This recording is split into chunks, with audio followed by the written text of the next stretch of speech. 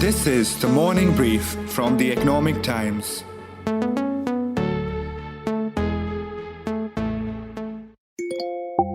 You have one new notification from Amazon Pay. It's that time of the year when brands offer their best discounts online and offline. Amazon Great Indian Festival starting 23rd September. Upgrade to latest electronics with amazing offers on Flipkart Big Billion Days. Carts and bags are full. It's a heavy checkout season. 40,000 crore rupees.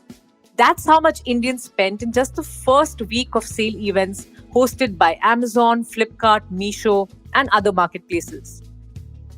Indians really did shop with a vengeance this festive season, especially after consumer sentiment was muted for a large part of the year. I allowed myself some extravagance too and finally bought the comfy memory foam mattress I had been eyeing for so long. So what's in the online carts of other shoppers? How much more are they spending over last year, and how many shoppers are making their first online purchases? On today's episode, we log in to the online festive sales and we have some industry members and analysts to help decode the trends. We speak to Sanjay Kothari, associate partner at consultancy firm Redseer Strategy Consultants. Redseer tracks these sales closely every year and comes out with its annual reports on the numbers. We also speak to Dhiresh Bansal, Chief Financial Officer at e-commerce platform Meesho, which has had a great run this season. And we also have Rishi Vasudev, founder and CEO at Good Brand Labs, an aggregator of D2C brands. D2C or direct-to-consumer brands have become popular among online shoppers in recent months. It's the 18th of October.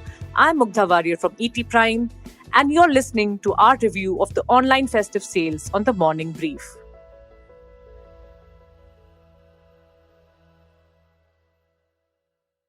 This has been a very busy festive season already, and we are seeing a lot of interesting trends. About 80 million shoppers placed orders across multiple e-commerce platforms in just the first week of the festive season. This is a jump of 24% year on year. And what is more interesting is that 65% of the shoppers are coming from the tier 2 plus cities and towns. Here are some shoppers we spoke to from across the country. Hi, my name is Varun and I'm from Kanpur. My name is Jayanta Chaudhary. I live in Guwahati. This is Swati from Mysore. Noyana Shin, Durgapur, West Bengal. I'm Palak from Mumbai. I'm Dr. Rohit. The last 2 years of COVID and repeated lockdowns had sapped much of my enthusiasm for retail therapy. Due to Corona, I didn't shop anything for more than 2 years. But this year, I made up for it all, almost shopping with a vengeance. This festive season, actually, I shopped a lot more than I usually do. Certainly, I've shopped a lot this year in comparison to last 2 years. It's because I get great variety and that also at very reasonable prices. And last week I saw really good deals on the Amazon. So I got a couple of things from Amazon. One website is where I am very regular, which is Meesho. The kind of products they offer and the pricing is very reasonable. I also got a lot from Meesho this time. I just compared the prices between Myntra and Meesho, and the same dress on Meesho was for a very less price. This season, primarily what I bought was clothing, footwear, few toys for my daughter. And this time I did most of my Diwali shopping online, from makeup and skincare products to gifts for close family. This Diwali I also got a nice kurta for my wife. The last 2 weeks, I went on a shopping spree and spent 27 grands. So this time I would have shopped for like 35 to 40,000. So that's pretty much it about what I shopped and how much I shopped. Clearly, people like Swati and Noyana have splurged in the online sales this festive season. I caught up with Sanjay Kothari of Redseer to dive into the numbers in their report. Sanjay, thank you so much for joining us on this podcast. I wanted to ask you if you can tell us, of the 80 million shoppers, how many made their first purchases online this season? And if you can also tell us about the demographic spread of the shoppers as well as the share of the gross merchandise value or GMV from smaller towns. Sure. Thanks for having me, Mugdha, on the show. Earlier, pre-COVID, metro and T2 cities used to dominate the GMV and the shopper share. Now, T2 and beyond cities dominate both the GMV and the shopper share. And we must also realize that the penetration of online retail is still very low in T2 plus markets. So yes, obviously you will see a lot T2 as markets contributing more to the shopper as well as GMV growth this festive as well as in the next couple of years as well. So out of all the shoppers that shopped online, T2 was contributing to more than 65%. Therefore, the maximum addition of the users would also have happened from the T2 cities. And in our view, I think what we have looked at is around 7 to 10 million new shoppers were added during this festive season, out of which, as I said, 75 to 80% of the shoppers were from T2 cities. So that's from the Red Seer report. Another recent report by Bain & Company and Flipkart stated that the online shopper base in India will increase to around 450 million by 2027, up from around 190 million as of 2021. Well, at this rate, India will soon have more e-commerce users than the United States and will be second only to China, the world's largest e-commerce market by number of users. In fact, in the United States, online retail sales have tapered off from the pandemic highs, and several players such as Amazon and Walmart held early festive sales this year, mainly to reignite the slowing sales, as well as to clear excess inventory as consumer demand fell through the year. But how much are new shoppers in India spending and what are they buying? I spoke to Meesho CFO Dhiresh Bansal to see the trends on the platform. Meesho is already off to a great start this festive season. You've already had 2 back-to-back sales and the numbers that you're reporting are really strong. In fact, in the first sale that kicked off on September 23rd, you've seen 3.34 crore orders in just the 5 days of the sale event, and that's a big number. And in fact, what's really interesting is that 60% of all the orders came from tier 4 plus cities. So you're really going into the Bharat market, as they call it. And that's really been Meesho's focus as well, because we've seen that Amazon and Flipkart were the first to capture the first wave of online shoppers. And you are going into the tier 4 plus markets. And we are seeing a lot of new shoppers coming in from these markets. So tell us about your strategy there and how are these festive sales helping you? Sure. Thank you, Mugdha, for having me on this podcast. And I think the numbers on the festive sales are pretty mind-boggling, and we are quite happy to kind of achieve some of those. Like you said, I think for us, the focus has been on making sure that we are able to kind of expand the horizons on e-commerce in the country. And it's not just a city kind of led expansion. We have seen sort of growth in across tier 1, tier 2, beyond kind of cities. It's more, I would say, people who are kind of budget conscious, people from the middle class and lower income kind of households who shop and who find opportunities where otherwise things were kind of unaffordable for them have started becoming more affordable. And obviously the selection that is possible to be shown online is much wider as well. I asked Sanjay about another interesting aspect of the Red Seer report. The spend per online shopper increased only marginally by 3% during the festive week, which means while more shoppers came in, the individual spends did not see a big growth. This is what he had to say. Yes, I think the last quarter was slightly muted when you talk about people spending not just online but offline as well. But mid-August and early September, we saw some signs of customer spending as well as the inclination to spend online rising.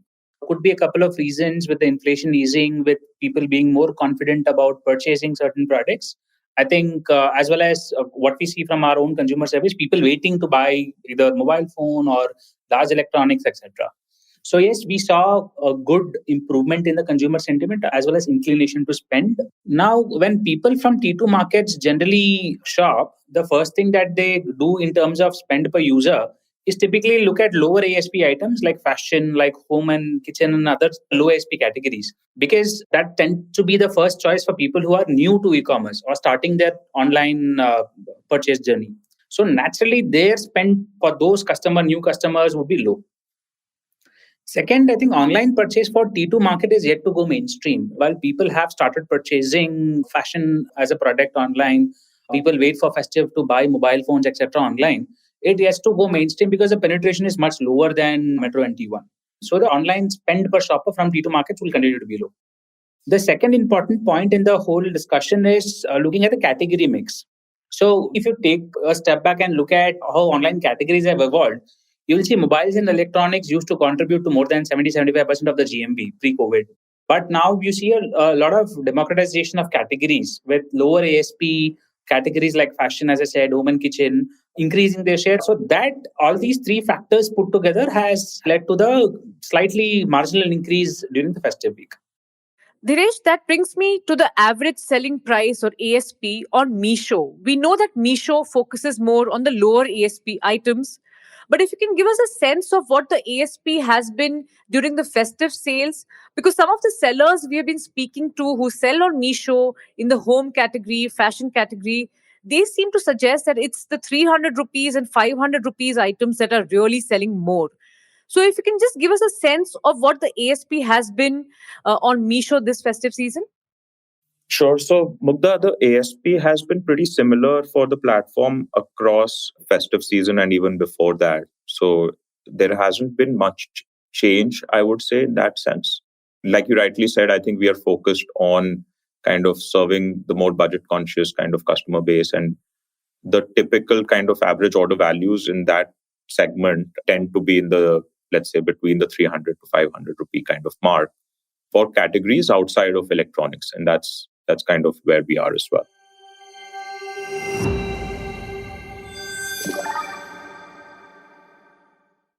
One of the most interesting aspects of these online festive sales is tracking the leaderboard. Who cornered the maximum share of the customer's pocket and who sold the most number of products? Well, this year the pecking order seems to have changed. Redseer has highlighted that SoftBank-backed Meesho has overtaken Amazon in terms of order volumes. The report says Meesho took a 21% market share in order volumes across e-commerce platforms, only behind the Flipkart group, which saw 49% of all online orders. Of course, Amazon has disputed these numbers, but let's see what Redseer's Sanjay has to say about what helped Meesho leave Amazon behind in terms of order volume. Yes, I think it's not just about Meesho, it's about all the e-tailing platforms looking at T2 as a market, right? What Meesho has been able to do slightly differently is take e-com to the masses. When I say to the masses, specifically on value products, right? With people from T2 cities actually want to buy.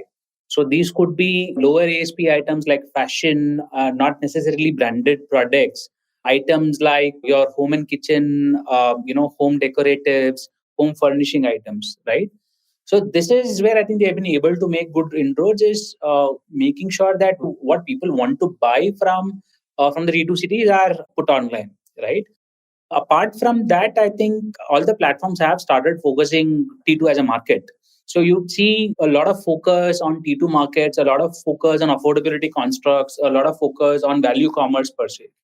All right. So you're saying the tier 2 demand really drove the demand for Meesho. But when it comes to GMV, of course, it's the Flipkart group and Amazon which still continue to dominate. They have about 90% of the overall share of the GMV during the festive sales, and the other platforms have about 12%, including Meesho. Now, of course, coming to the point that Amazon has disputed the report, and this is not the first time that they've taken objection to Redseer's market share data. And the spokesperson says that Redseer did not reach out to them for any kind of information or inputs. So if you can clarify that for us, and if you can tell us what your methodology is when it comes to collecting the information, what are your channel checks? Do you speak to the sellers, logistics players for your data? If you could just clarify that for us. Sure. I wouldn't specifically comment on what one particular player has said. We make sure that we reach to all major players, and we make sure that we encourage all major players to engage specifically for the festive sale. So that answers probably your question one. Question two on methodology is what we can comment on it, what we can assure is a robust methodology that includes various elements of big data, a lot of historic data and trend lines. We have been tracking this industry for 7 years now. So obviously we understand the pulse of the industry.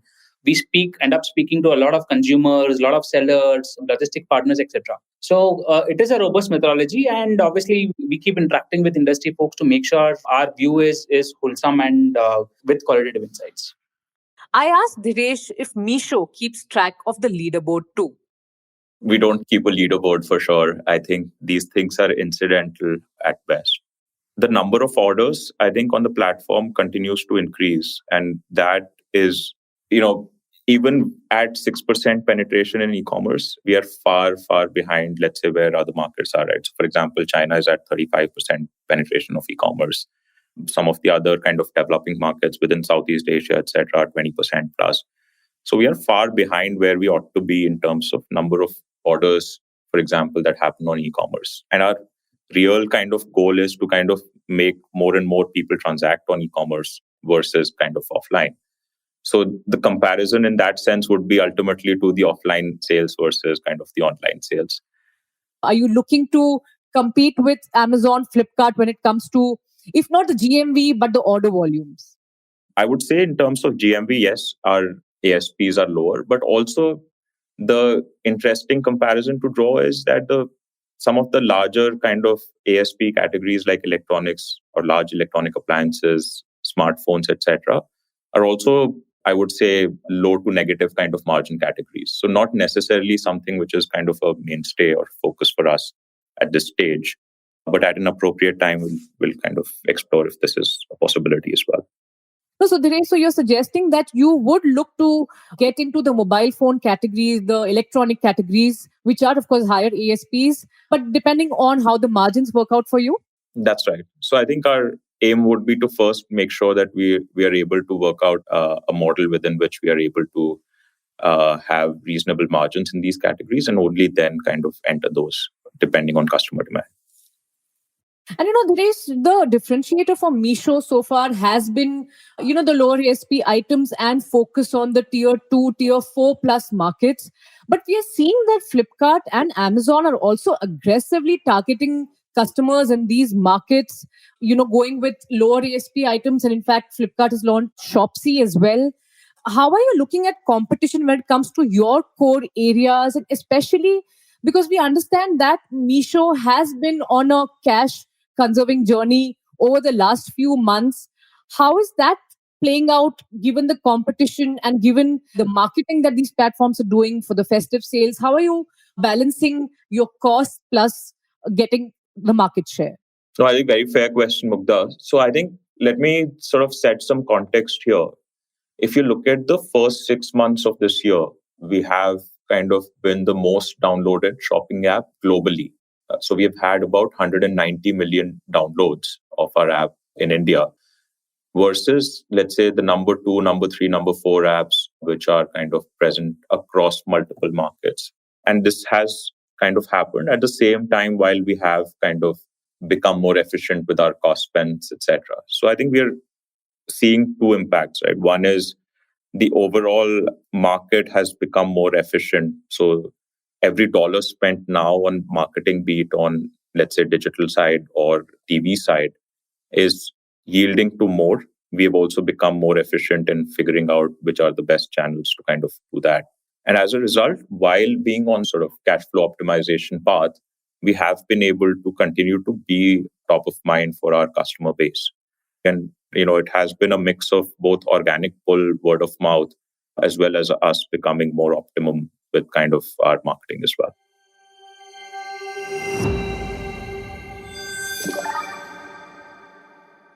Big billion sales and big billion volumes this festive season. But let's also talk about the ugly side of e-commerce, and that is the big billion returns. Like in every festive sale, this year too, the sector has seen a spike in product returns, order cancellations, fake orders, and more such issues. Flipkart recently faced customer backlash for cancellations on iPhone bookings, and several customers also took to social media to complain of getting wrong products. And of course, there's the bane of all e-commerce players, product returns. Here's what a few shoppers had to say. So generally what I used to do was that if suppose I'm buying shoes and I like 2 of them, so I used to order both of them. And then once the shoes arrive, then I would keep one and return the second one. But this was one thing which I realized when I started shopping for Meesho, that the return was not that easy. Like the pickup used to take a lot of time. Secondly, like many times it was promised that you will be given a refund in a week's time, but after a week is over, I was following it up for small amounts. So actually I find that one drawback with Meesho. So in terms of returns, yes, I did face a couple of issues. I think it's getting really difficult. Even on Amazon, there was this kurta that I bought for my husband, which I wanted to return. I mean, we placed the return, but I didn't get the money back, nor there was any return agents coming to my door. So we had to make a couple of calls. We were afraid that the 30-day time period would be over. So we had to constantly keep calling them. And when there were 2 days left, that's when an agent came in and picked it up. That was really sad. So yeah, that's the issues that I faced with returns. All right, Sanjay. So overall, there were 40,000 crore rupees worth of sales during the first week of the festive sales this year across multiple e-commerce platforms. But this number that you've cited in the report is a gross number. It doesn't include product cancellations, product returns, etc. Will you be able to highlight what the trends have been around cancellations, product returns? So yes, we see this every year happening, right? When people take to social media to say their order was cancelled or higher amount of returns, etc. And this is a general phenomena each festive, right? You see slightly higher than normal cancellation returns due to varied reasons. It could be increase in demand, it could be logistic issues, it could be sellers unable to fulfill demand, etc. Given that the return window is still open, I think it's slightly earlier for us to comment on cancellations because people generally have 10 to 15 days to return the products. But yes, I think the overall trend has been very similar to previous years as well. We see a lot of higher than normal cancellations, higher than normal returns. Dinesh, we understand that Meesho has a high rate of product returns. If you can give us a sense of that, especially during the festive sales, what are the trends you're seeing around product returns? And especially because apparel is a big focus area for you, and apparel usually does see about 20 to 30% of returns. So if you could tell us a little bit more about that and how Meesho is looking to handle the situation. Sure. I think the return sort of question, I would divide into two parts. One is a question when a product is delivered to a customer and then they either dislike the product or kind of have other reasons for returning the product and comes back to the seller on the platform. I think there, if you look at the numbers, there is a fairly high correlation between what's the price of the product and their return kind of percentage as well. Our numbers are generally on the lower side of this return, if you call it. There is another side of this, which is, I would say, RTOs or failed deliveries as they're called, which is, let's say, if a customer is not at their residence when the order is being delivered, or they have kind of changed their mind, so on and so forth. And that number, I think, has been is different for, let's say, a tier 3, tier 4 kind of market versus a metro tier 1 market. And it's a constant journey that kind of happens on this front. So I think overall, I would say that the return plus failed delivery number for us and the industry is kind of in that 20-30% area, which is kind of becoming better with every passing kind of quarter. What we have seen not just this festive season, but over the last year is a rise of the D2C or the direct-to-consumer brands. These are brands built from the ground up by entrepreneurs who market, sell, and ship their products directly to the consumer. And these are brands you see across categories: fashion, beauty, nutrition, jewelry, home items, and much more. And many have grown to be household names. The Mom's Co. to Mama Earth, Boat to Bewakoof, Chayos to Chumbak. And of course, it did play out even during the festive sales. In fact, we saw several leading e-commerce marketplaces also pushing and promoting D2C brands this time. I spoke to Rishi Vasudev, co-founder of D2C aggregator Goat Brand Labs, which has 16 D2C brands in its portfolio across fashion, home, and beauty.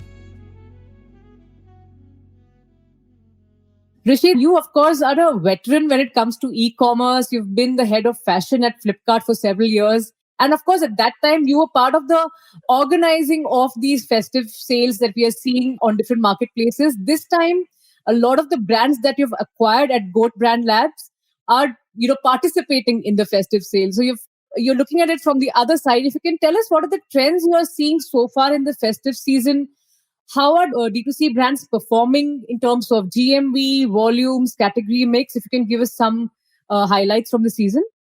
Yeah, thanks Mugdha for having me here. It is an interesting time for me personally, having been on the other side for many years, and this time seeing the brands make the best of the festive sales on the various platforms.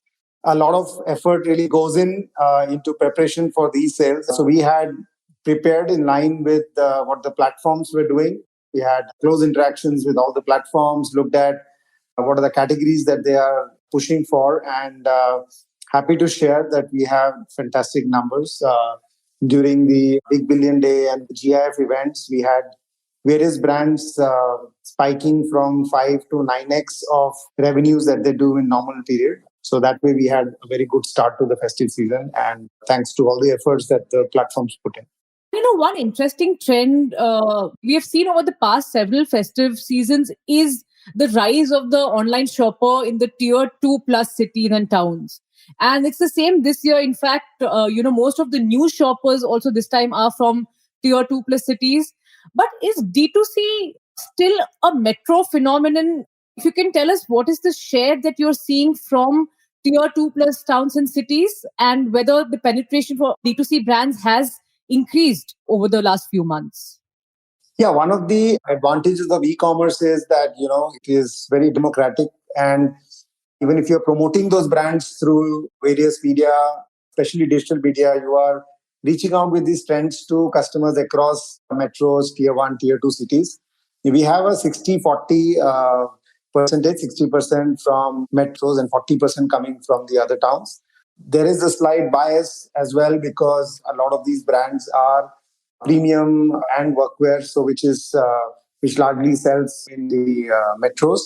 But 60-40 is a healthy ratio, and we believe that as the penetration of these brands go into more and more towns, this would be probably 50-50 in the coming year. So those were some of the highlights from the festive season so far. Non-metro consumers clearly led the online shopping game. Meesho rode this wave of online shopping from smaller towns. Of course, this year, online portals also had to compete with offline stores as consumers are indulging in the physical shopping experience after lockdown restrictions had hampered offline shopping during the pandemic. Some post-pandemic trends also played out across categories such as fashion, which saw a nearly 50% jump in sales from the previous year as work from office and travel returned this year. E-commerce players are also set to host multiple sale events this festive season to lap up consumer demand for discounts and bargains in the face of rising inflation. Will consumers further loosen their purse strings in the rest of the festive period? Well, I personally have a few things on my shopping list I'm still to check off. But whether I want to buy them online or offline is a decision I'm yet to make. That's it for today. This is your host Mugdha Warrior on The Morning Brief, the official podcast of The Economic Times. This episode was produced by Sumit Pandey with creative inputs from Anirban Chaudhary. Sound designer Indranil Bhattacharjee and executive producers Anupriya Bahadur and Arijit Burman. Do share this episode if you liked it. And listen to new episodes of The Morning Brief every Tuesday, Thursday and Friday on all your favorite listening platforms. Amazon Music, Gaana.com, Spotify, Apple and Google Podcasts, the Economic Times website, and of course, our very own audio platform, ET Play. We will keep up with festive trends through the next few episodes as well. Wishing you a great festive season from the entire team of The Morning Brief. Keep listening and keep shopping. All clips used in this episode belong to their respective owners. Credits are mentioned in the description.